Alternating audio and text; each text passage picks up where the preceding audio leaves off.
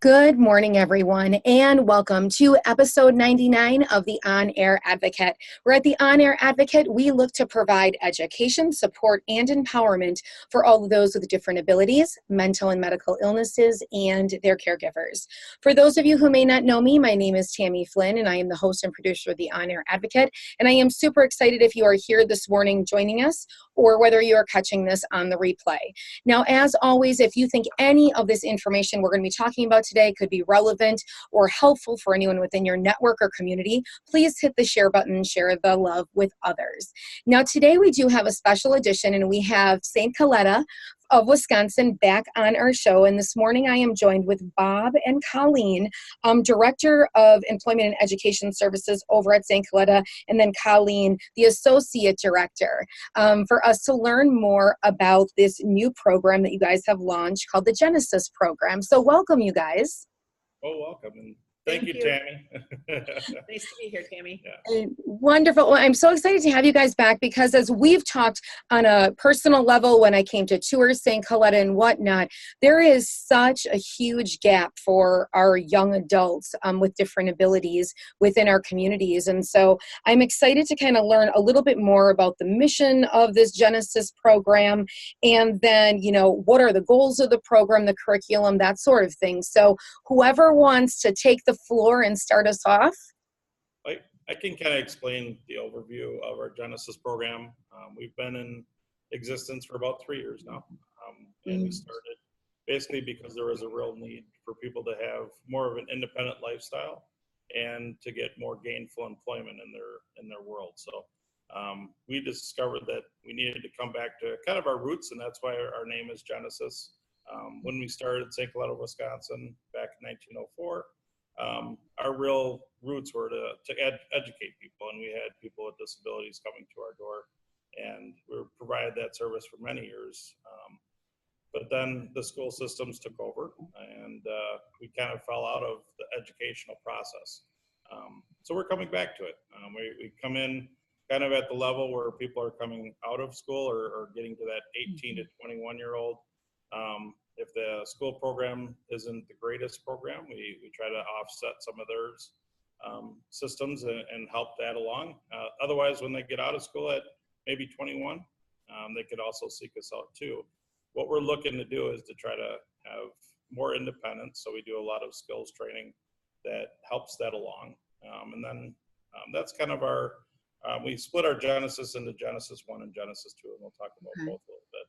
But our Genesis 1 room is kind of more of a discussionary classroom where we're talking about life skills. We do cooking classes, we do laundry, we do other things that are needed for independent living.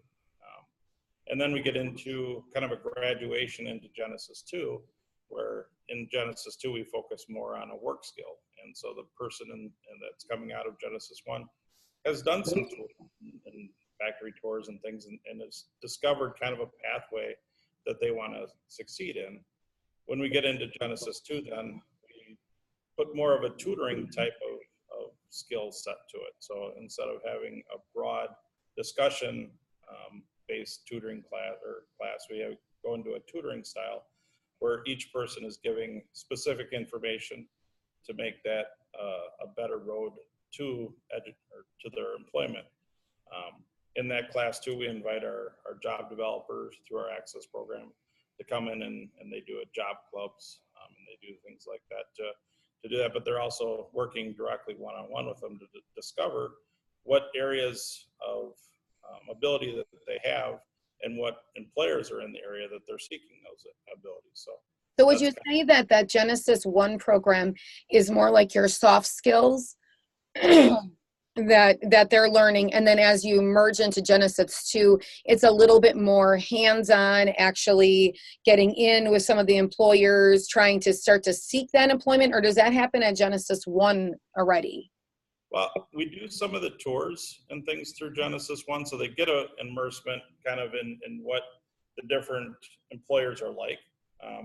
But we also get more of a focus and work on it more directly in Genesis 2. So they're seeing it throughout, but I guess more of the focus is on room 2. Yeah, I would say in Genesis 1, we're exploring. So our instructor is scheduling many tours throughout the kind of geographical area of different work environments. So like factories or grocery stores or just so our individuals can get a sense of what type of environment they'd like to work in, perhaps. So Okay, so it's more than that one, the development of where might be a good fit, where might be good shadowing experiences for them, and then the Genesis 2 actually integrating them and into the workplace. And Genesis 1 allows them to narrow it down. So if they're, they can kind of cross some things off the list. If it's too noisy, if it's too hot, too, different things that just kind of, they're not going to work best in that environment, they can cross that off the list once they've narrowed it down a little bit, and then they've met some requirements for kind of moving into Genesis 2. Then when we're in Genesis 2, then we're really focusing on some specific job areas. So if they're looking at a job as a cashier, then we're really trying to increase those math skills and customer service skills and those things that are very specific to that job area in Genesis 2.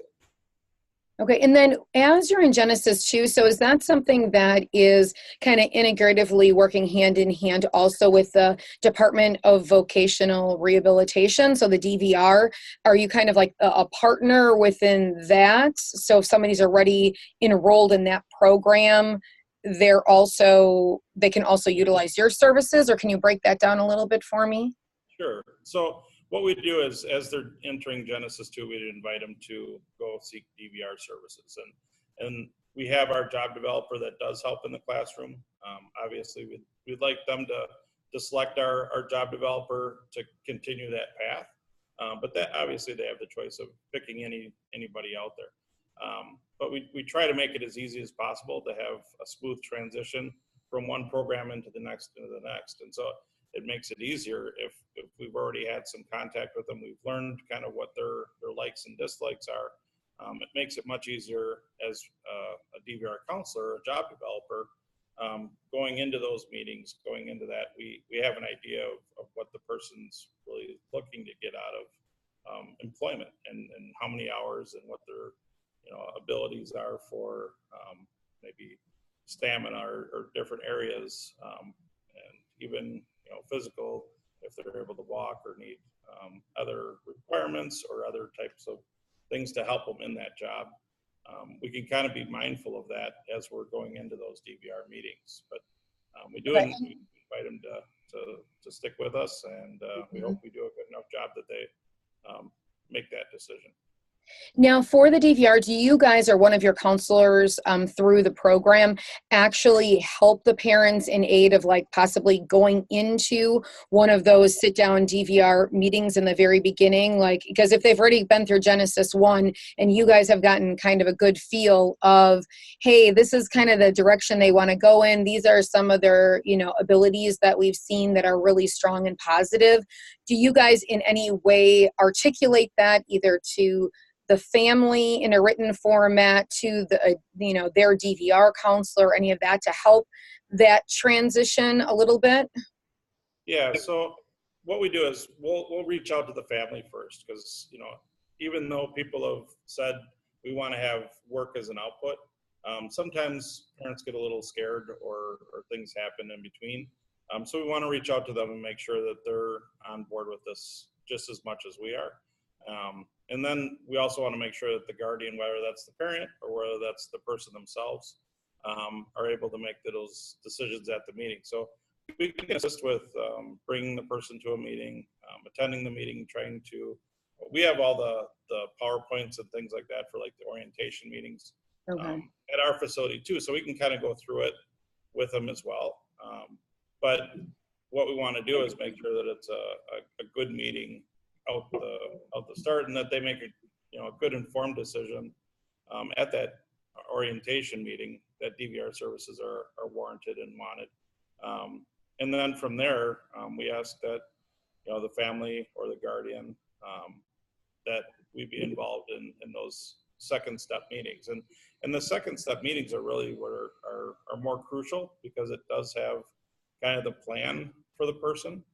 So as they're gaining employment and working with a counselor within DVR, those planning meetings are really crucial to the person is all the different services that they're able to give. Really, people on the outside, I said, really they don't know all the services that are available. So we want to make sure that they're informed of all those services that they can do. Now, that doesn't mean that they get access to all those, and they don't need access to all of them. But certain things like transportation make a lot of sense. Things like, if they're trying to see how many hours of work that they can do, they get a benefits analysis. So there's different things that they can authorize, and unless they know about them or unless we talk about it, doesn't always get brought up at all those meetings. So we're just trying to, make sure that as they go into the meeting, they're informed of all the things that are available to them, whether it's, not everybody needs them, but it's good to at least talk about it. And I think that that's so vital, because a lot of times if you're just within the regular school setting and you're kind of merging in, you find out about the DVR, you as a parent may just take that ownership, not know that there's other programs out there like the Genesis program to kind of help that bridging process. And you may go directly to the DVR and then you're kind of solo in it. I mean, you may get a job coach eventually from the DVR, but you may be kind of lost within that system for about 2 years of you doing all that navigating yourself, not knowing the right questions to ask, going back and asking the right questions after you find out later you should have asked the question. So I think that that's wonderful to be able to have that support kind of carried through. And I think for the audience that's listening, we might want to clarify that, students can decide at the age of 18 if they have different abilities to no longer be within the regular school setting. And that's where you guys can come into play at that time as well. But for a lot of students, a lot of times they stay kind of the long haul till they're 21 within that setting. But you guys kind of bridge that very nicely, because they can start with you at the age of 18, or is it 16? They can start with us at 18. We haven't had anybody under adult age. We're an adult age program, so we haven't had that happen yet. I think if someone came to us, we would definitely take a look at it, but it'd be a case by case, I guess. Okay. And so what is really the age range of your program, or are there different age ranges for Genesis 1, Genesis 2, or what's kind of just that broad range? I think initially we were thinking that it would be that 18 to about 25, and that was the initial thought of it. Mm-hmm. As we've grown in the program and learned more about it, we find that people stay home for 10, 12, 15 years before the parents start to say, we need to get you a job somewhere. You can't just stay at home. And so we have a lot of people that are coming into our program that are older, but still have really good work skills. And so they need a little bit of a tune-up and then get them out into the workforce. And so I think that's, we've expanded now what we see coming in the door. I think, even a person that is at, say 40 years old, if they have a really willingness to learn and a willingness to be back in the job market or be out in the job market for the first time, I think that makes the case for, we need to expand, what we're thinking.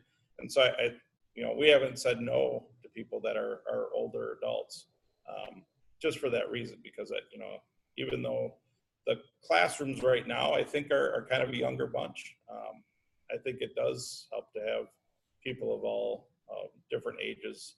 But I think the key is that they're really focused on wanting to have more independent in their life and to learn and to grow with employment and things like that. So as long as that want is there, we'll be there to serve. Okay. And then for a program like yourself, where does that funding source usually come from? Is that something that, families can self-pay for? Is it something that they use like their IRS funding, dollars for? Obviously, we're here in the state of Wisconsin, so that's what we call kind of, some of our supportive funding. Where does that fall into this? I think the majority of our funding is supported funding, so the IRS or the MCOs that are within Wisconsin are our major funders.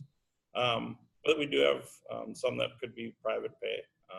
Okay. And really our finance department works with those people to try to see what, what the range is, and what they can do. We have a lot of kind of what we call a la carte programming. So we have, a certain amount of days we're open Monday through Friday. And we'd like people to attend Monday through Friday because they get the best educational process through there. But we understand that they have jobs in the community already. They may have a job that, they're dishwasher and they want to move up from dishwasher to something else and they need more of a skill to do that. So we understand that they have work outside of our program. So they do take time out to do that programming. In Jefferson, we have our vocational skills training program where they're also doing in-house training for work. So they're being paid for doing things like filing paperwork. They're doing things in their custodial section. They're doing things in our grounds and things like that. But they're learning skills that they can't get just outside. They're trying to benefit themselves and getting that those patterns of work. So it's dressing for work, it's grooming, it's all those things, being on time, coming back from lunches and breaks on time. Focusing on those things are the things that are worked on in our vocational program. But those also pull some people out of Genesis at times. So we really try to be as flexible as we can, at the same time trying to keep people learning in a pattern that works for them. And so the more days, I think our minimum amount of days that we probably want somebody is probably 3.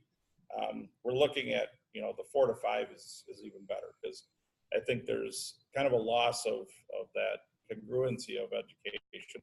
When you're working on certain projects and all of a sudden you miss a couple days, then when you come back the next week on a Monday or Tuesday, then you're on a whole different subject, and it makes it harder to really get all that together. And it's harder for somebody with a disability. And our ultimate goal is work. Yeah. So, we would never, we would encourage that if someone was working, but they could attend in the mornings and they worked in the afternoon. I mean, we are flexible with the schedule, just so we can try to support them as their next step, into their next step. Like Bob said, if they want to move into a different type of job, maybe they have a kind of an entry level job now, but they're certainly capable or interested in maybe being promoted in that job or looking at a different place entirely. We can help get them there while they're working in that other job.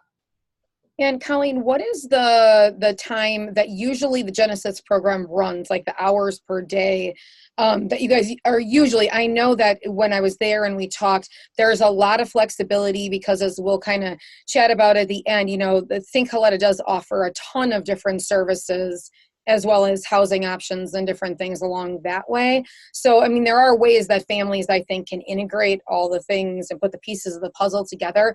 But generally, what hours of the day does that Genesis program run? From 8 a.m. until 2 p.m. Okay. Class starts at 8:30. So we like to have people arrive and settle in and have a little time to socialize and relax. Some people choose to do that. Others choose to maybe spend some time on the computer, read a book, just to settle in. And then Genesis 1 has a 45-minute lunch period. Genesis 2 has a half hour. We're trying to move them into more of a mainstream lunch period that they would see actually on the job in Genesis 2. So we shorten that a little bit for them. And then 1:30 really gives them a half hour. From 1:30 to 2 gives them a half hour at the end to unwind, just kind of relax a little bit before their shuttles are called or before their ride comes and picks them up. Okay. It also gives the student a chance to speak with the teacher one-on-one. So if you're in Genesis 1, where you have more of a discussion, of course we do have, times where throughout the day where we take a break and they can ask questions, but it also gives them a little time at the end of the day to kind of, as they're wrapping up their work for the day, they can ask questions and get kind of one-on-one services. Actually, that's from about 12:30 to 1:30. Okay. Our instructor, it's dedicated time where we ask our individuals to come up and work with the instructor one-to-one, so they can work on those individual money skills, or if they're learning identifying information, or the teacher's really paying attention to what they need help with and what they're maybe struggling with, and that's their opportunity to work one-on-one with them to push that forward. Now, and I know from reading that you guys have quite a few different stories over this last 3 years of some success stories. Can you share one or two of those possibly with us? Mm-hmm. One of our individuals, when I think of, his name is Greg, he started with us with some pretty significant behavior concerns. And that was right actually when I started with St. Coletta. And when I think of the progress that he's made with regard to learning some kind of relaxation techniques, ways to manage his anger, to talk through things, he's just made, incredible gains. And now he's actually working in our dish room. He's transitioned into a job in our dish room at St. Coletta, and he's really emerged as a leader in that job, where he's kind of guiding the plan in there. And now we're even looking at transitioning him out to a community position. So when I think of just in a year or a little over a year with his progress, I think, when I look back at that, the Genesis one, we really had the opportunity to hear him, listen to him, and we work through some things on a one-to-one basis. In addition to just our curriculum, we use the life-centered education curriculum, and the topics that they give us are just so relevant and at a level that our participants feel comfortable joining in on a discussion. So I just think, a combination of those things really helped him progress. Another example I would give would be a young woman named Maria, who came to us very, very shy and kind of reserved. And over the last year, she's just emerged as a leader. And now she is looking at moving into a work position in our central records department. And just more outgoing and kind of socializing with other people. So I just think, those would be two examples that I would share. I think one of the things that Genesis does very well is it creates a inviting place to learn. We kind of decorate a little bit higher end probably than some other areas. We try to make it kind of a college type look. We put a little more money into our tables. We put a little more money into the look of our rooms, the chairs that we use. All those things send a message that you can, that this is an inviting place to learn. This is also a place where you can be free to explore things, talk about things. It's a safe place, and I think that really helps people to come out of their shell a little bit. They come in the door and they're a little scared. Any kind of transitioning is not an easy thing to do. Anytime that we change jobs or we do things like that, it's not an easy transition. They're doing the same thing, and we want to make it as inviting as we can. When we do that, they can grow so much faster. So that's where we get, a person like Greg that, when he came in the door, it was a little kicking and screaming, and now he's one of the people that we would go to say, hey, can you help us with a tour? Can you help us with this or that? He's changed, and it's for and it's things that he's doing. It's just we're well helpful that we can provide a good place for an environment for him to learn and grow.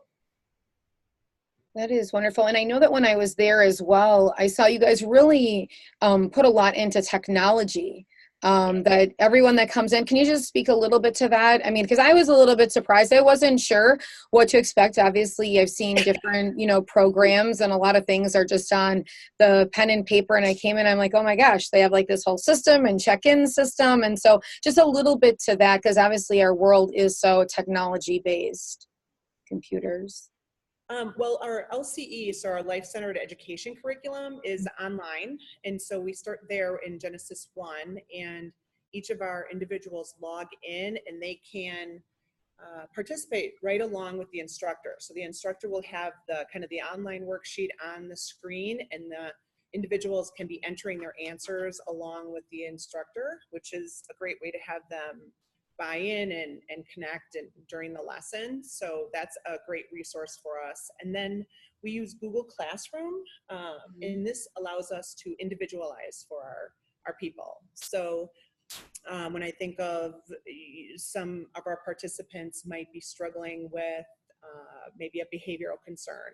And so we can assign them, say, videos or other activities that will help them work through that without having to kind of make it public for everybody else. You know, a conversation sometimes draws attention to it with the other participants in the class, and we don't have to do that. We can work through that issue on a more private level and individually with Google Classroom.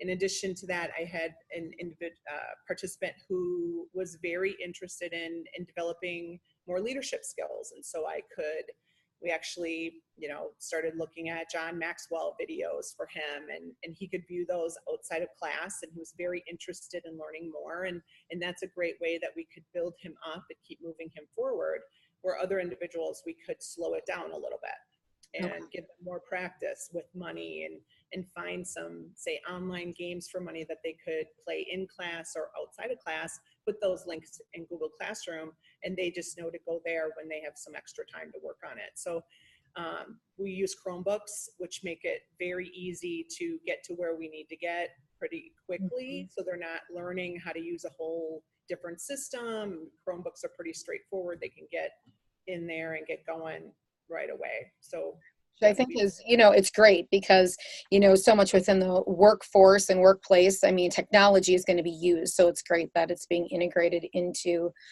this program on a daily basis for the young adults to use. Now, for the young adults that want to enroll in this program, or like you were talking about, some, I guess, a little bit older adults that want to enroll in the program, is there any perimeters that you have to meet such a level of different expectation to be able to be in the program, you know, whether that be like cognitive and developmental function, you know, where your functionality is at, where your like behavioral needs, medical needs, like if you have, you know, different medical needs during the day, you know what I'm saying? Is there adaptation to all? We do have a recommended prerequisite skill document, which I can get to you and you can include in your links. Okay, perfect. I think first and foremost, the individual should want to work.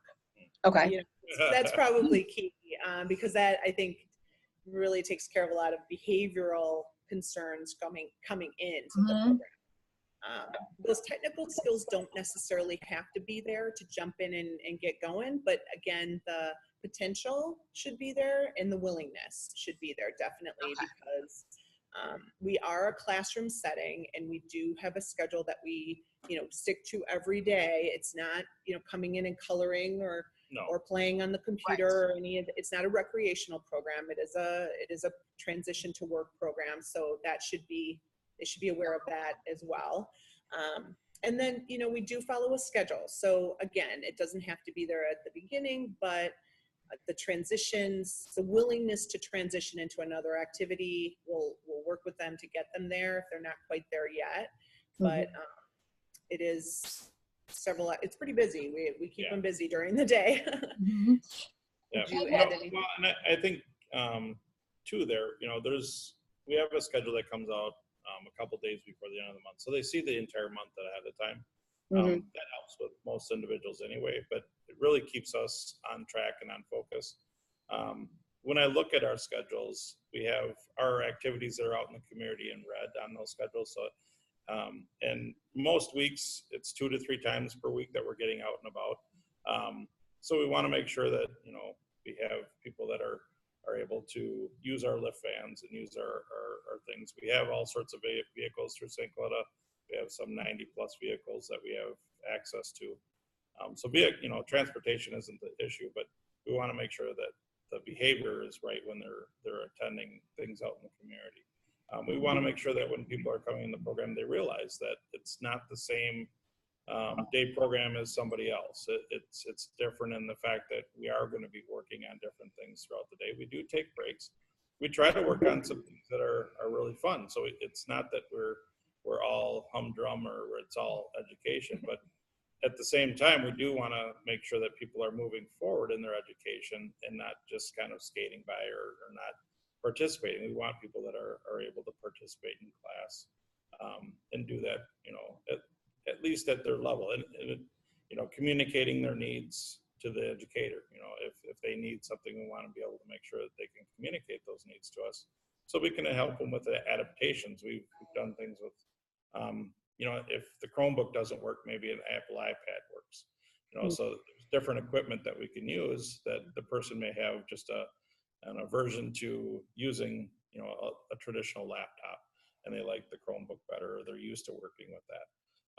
So we can do different things to make it easier. We could do, things that are on the table to raise things up or lower them down, or however we need to do it to make it more of a, environment for them to really learn and do well in. Our tours are there to not only just see the business, but talk to the people behind the business. I go to the worker that's on the floor and say, hey, does your feet hurt? How long do you have to stand here? Is it cold? Do you wear a jacket? Do you, what's the situation? What are the things that you really love about the job? What are the things that you don't love about the job? Those are the kind of things that we want to dig into when we're at a tour. But we also want to have fun. So, if we're touring, an ice cream plant, maybe there's ice cream at the end, it's kind of thing. So we try to find things that are interesting as well, to make it fun for everyone too. Now, I know that this is kind of a layer of more of that educational programming through St. Coletta. Through your day programming that you offer, have you found yet in the last 3 years, and I know this is a newer program, that there has been anyone that's in that program that you guys kind of see like, I think that they would be a great transition into our Genesis program? Or is that the ability obviously is there, because you guys have the services? Yeah, we actually have people that enjoy both programs. So we have like our Excel program that is more of a traditional day program. They work on social skills, and they do outings as well, but their focus is probably more on recreation. Mm-hmm. And so we have people that are in our program and Excel at the same time. And part of that is, the focus level that is needed in a classroom is a little higher. So if that person can maybe do 3 or 4 days in Genesis, maybe they want a day that's just a recreation day. I want a day that I can just go out and just have fun, just do some, things in the program, do some musical skills, do some different things that use different parts of the brain. And that's great. We're totally on board with that. We like I say, we're somewhat of an a la carte program where you can choose different things and have that all fit, because we're not all just one person. We have different needs. We have different things that we enjoy. Right. And we want to have the person be happy in all areas. Well, we can support our other programs too. It helps that we're communicating, the Genesis staff is communicating with the Excel staff. And so if there's, a need happening in the Excel on that day that they're in Excel, we can maybe address it in Genesis in a different way. We can build it into a teaching opportunity, or, and they can do the same for us. If we're communicating that someone is struggling in a certain way or they're excelling in a certain way, then we can just continue to help each other out and build them in 2 different programs. Okay. And in looking at that, so if there is someone listening today that maybe doesn't live in the state of Wisconsin, but is like, well, that's a really great program, I want to know more about that. But if my individual, obviously, if we didn't live there, if their hub wasn't there, they wouldn't be able to come from 8 to 2 o'clock, if they weren't in the same state. There is programming though through St. Coletta that there are people that, because they have housing and community living, correct? That an individual could move here, from another state to be able to have all of their needs met.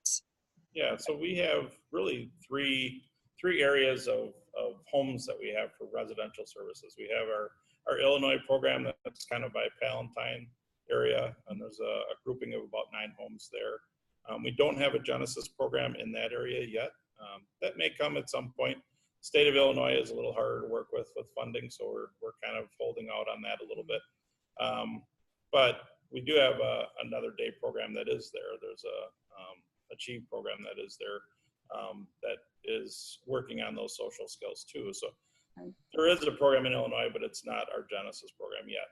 We do have our Jefferson area. That's our largest residential and vocational area. And we have all different types of homes that are within our Jefferson area, about 40 different homes that are anything from a CBRF to adult family homes to individuals owning their own apartments or renting their own apartments and things like that. So we have all different gamut of different things going on in Jefferson. And then we've got our Waukesha program that now we're calling kind of our greater Milwaukee area, because we are expanding into Brookfield now. So we're actually webinar out of our Brookfield location. And this is kind of our second home right now, because we've been spending a lot of time here getting it up and running. We started our intergenerational center here in Brookfield on September 4th. And so we are looking at expanding our homes in that Brookfield area too. So that's something that's kind of on the cusp of we're trying to raise funds and do things like that to have good quality homes here in Brookfield as well. We have about 10 homes in Waukesha. So close by. the people that are in our program here in our IGC or Intergenerational Center in Brookfield are actually coming from our Waukesha programs. So they're coming from our residential facilities. And, we have there's this kind of booming of job centers or sheltered work type work kind of closing down at the end of the year. So that there's been a lot of movement lately. And we want to be able to help them as well. So, we find that a lot of people coming out of sheltered workshops need a little bit of an education maybe and a little bit of a help to get into that employment. Some will walk out of there and gain employment, just going through DVR themselves. And that's perfect for them. If they need a little help to get there, we'd like to be a support for them. Right. And sometimes, it is very nice to have that continuation if they're more in that school setting till they're 21, to go from school setting every day, 21, you have all these resources available to you, to just going to the DVR and whatever your families find out that they should ask these questions, and then you have a job coach, and you kind of lost all those supports. So I feel like this is such a nice transition to still give parents time to make sure they're asking the right questions, the young adult time to really work on those soft skills and really explore what they would, where their strengths would be used, best, and what they would enjoy doing, and still have the support like when they were in school, for at least that few, that couple years afterwards. I think that's so great. And I also think it's great that if someone's listening from outside, to know that St. Coletta has every really capability to offer for an individual to relocate here, and have either housing, and other types of day programming services and educational program if that's the fit for them. I think that's wonderful. Yeah, we do an awful lot with recreation. Stephanie McDonald really heads that up from our area. And, she works with Special Olympics. She works with Best Buddies. She works with all the rec program, which they come out with 2 catalogs a year of all different it's either after programming or on the weekends. It's recreational things. It's fun things that they can just do out in the community. It gets people out of the homes and doing things that they really enjoy. So there's a lot of different things that are kind of a la carte type adders that you can certainly do. They are, it's an extra cost to do some of the programs, but if you're going to a Bucks game or things like that, really what you're paying for is the staffing support, the transportation to get there, and the ticket price. Other than that, we don't try to make any money on our recreation program. In fact, I think we lose a little bit on it.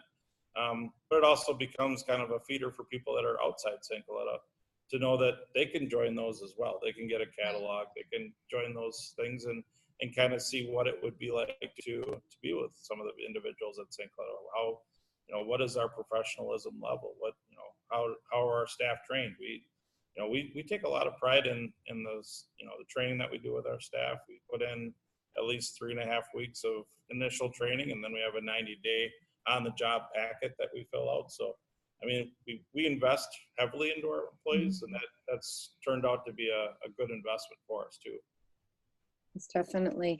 And I think something else just to mention is that within our different abilities community, a lot of time transportation is a struggle, and you guys have a huge fleet of vehicles compared to most, to be able, if you're within your programs that you guys offer, to be able to provide all different levels of transportation and have enough vehicles. I think when I was there, I don't know, you guys over 100, don't you?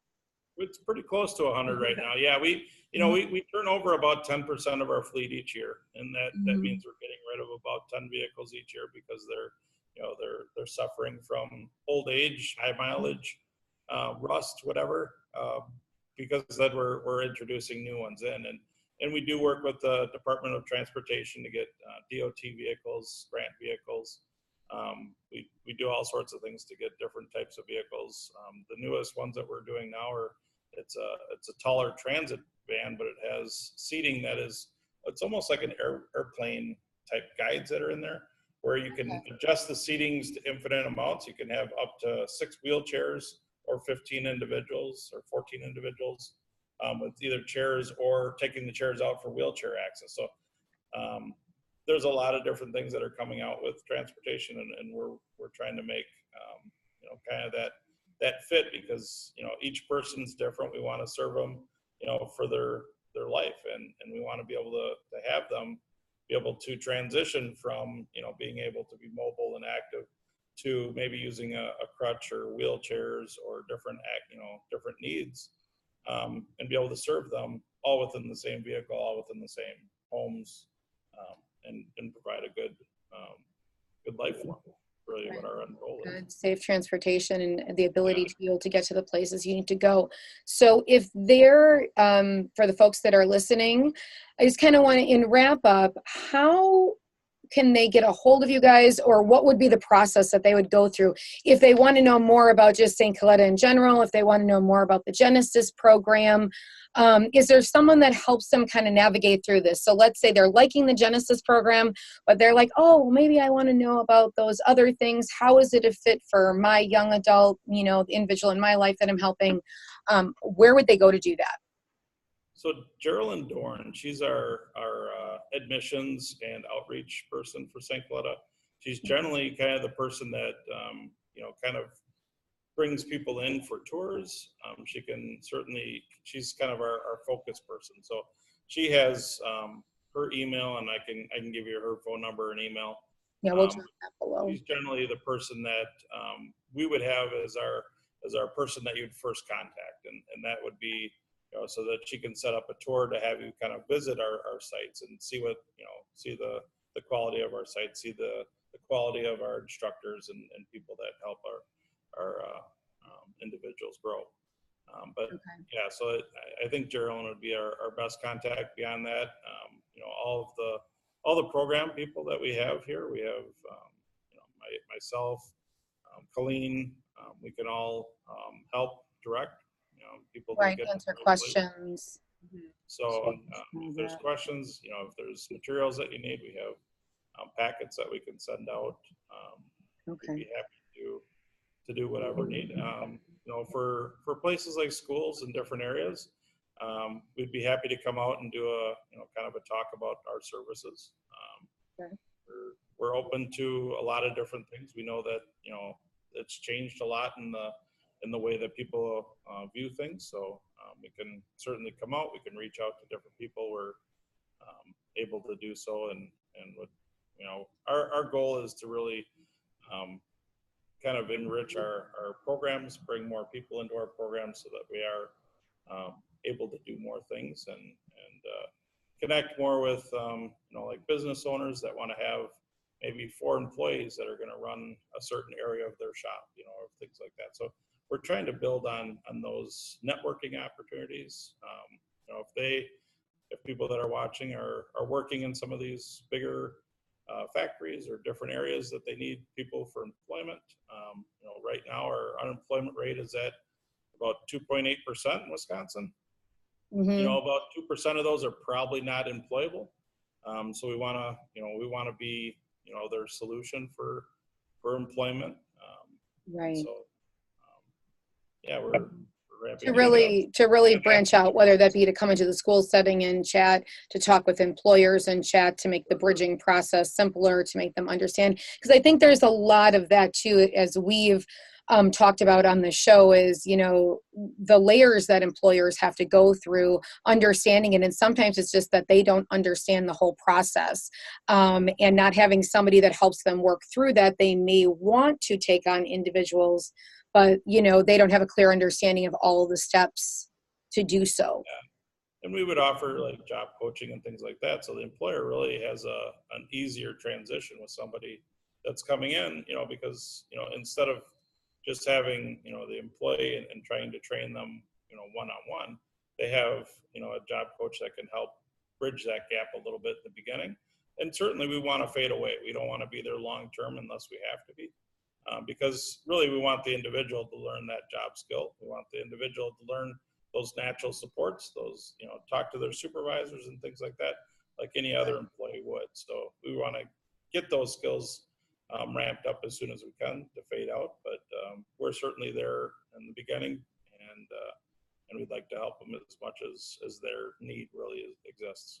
Well, and I would just add, Tammy, that I think we have the best possible situation with starting the individual in Genesis 2. As we're learning what those skills are that they need on that particular job, we can set them up with all the success. They're ready to go, then they're placed in that job, and then they have the job coach as well. So it's the most ideal situation, I think. Right. Now, real quick, before we wrap this up, when we're talking about job coaching, because some people might say, well, through the DVR, they said I get a job coach, or if they're going with a program like you, there's a job coach. So in that instance, if someone's going into the Genesis program, you're going through the DVR then, to get employment. Do you provide the job coach, or are you still going through the DVR, or is it a combined effort? Yeah, it's still billed through DVR. We work with DVR very closely. Okay. And so we would get the funding for job coaching usually through DVR. If it goes beyond like a 90-day hire, generally they transition into a long-term funder. So that would be the supportive funders throughout the state. And then they would take on that responsibility or the extra cost. If it's a private pay, they may pay privately for extra coaching. But it really depends on the person. If they don't need the extra job coaching, we don't want to necessarily force extra job coaching. We don't want to have somebody over your shoulder if you don't need that there. We want to have you learn those skills. We want to have you find those supportive areas, supportive people that are around you, and have you go to them versus the job coach. So we try to be as intensive in the beginning and then fade off. Mm-hmm. And I love that. And I think that I just want to make a note to families as they're looking, when we talk about a program like this versus like a life college program, to just keep in mind that, if you're looking at different programming that way and your ultimate goal for your young adult is to find employment, or their ultimate goal for themselves is to find employment, sometimes those more life colleges, you need to ask those questions if they're actually going to integratively help them achieve a job placement after they're done. Because I think that in my support groups and stuff that I run, and things that have come up, you may invest the money for your young adult to go into the program. That doesn't mean they go to a life college and ultimately they come out and they have a job. That they've learned that and they've integrated them into those systems. So, to just make sure to ask those right questions, as you're looking at different programming. No, I agree. And I think sometimes when people are going into those life colleges at an earlier age, sometimes they're even 18 to 21, or even after that, they're at a pretty young age developmentally. And so sometimes they're not exactly ready to be employed yet. And so they need some extra help. Right. So really just knowing and making sure that you're doing yourself, your individual and yourself justice by asking all the right questions. Just keep asking the questions like, through these programming, what is the ultimate goal at the end of it? What is the mission of it? And for my young adults, what is going to be that ending result when we end a programming like this? What is the ending goal for everyone, which in your program is obviously to get them job employment. Yeah.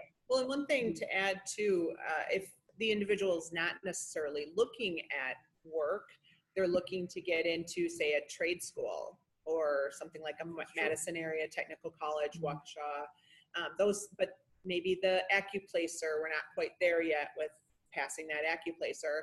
We do help individuals with that as well. And in addition to teaching really solid work skills and study skills and all of that. So let's say a participant was interested in going down the path of going to one of those schools.